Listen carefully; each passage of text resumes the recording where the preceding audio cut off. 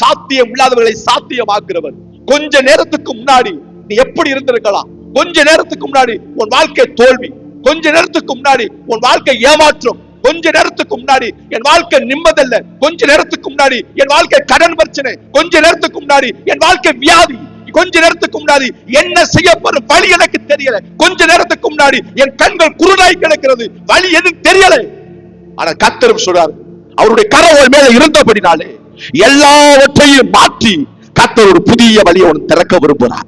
புதிய ஆசீர்வாதங்களை உனக்கு திறக்க விரும்புகிறார். புதிய வல்லமை உனக்கு கொடுக்க விரும்புகிறார். தேவனுடைய கரம் இன்றைக்கு ஒரு முற்றில விடுதலையாகுது. அவருடைய கரம் ஒரு நிமிஷம் தொட்டால் போதும். சொல்லுகிறது, அவருடைய கரம் 12 வருடமா ரத்த போக்கு, 12 வருடம் சுகமாக்க முடியல. தான் இருக்கிற அத்தனை ஆஸ்தியையும் கொண்டு போய் டாக்டர்கிட்ட கொடுத்தான், வைத்தியர்கிட்ட கொடுத்தான், யாரும் சுகமாக்க முடியல. அவளுக்கு ஒரு பேர் வைத்தார்கள். அவர் பேர் என்ன சொன்னார்? இவள் தீட்டு உள்ளவர், இவள் தீட்டு உள்ளவர், ஊருக்குள்ளே வரக்கூடாது, வீட்டுக்குள்ள வரக்கூடாது என்று சொல்லி அவர் புறம்பே தள்ளிவிட்டார்கள். தீட்டு உள்ளவர். ஆனா இயேசுவின் கரம் அப்படி இல்லை.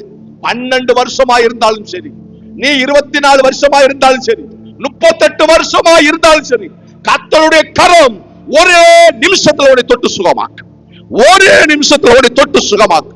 ஹல்லேலூயா.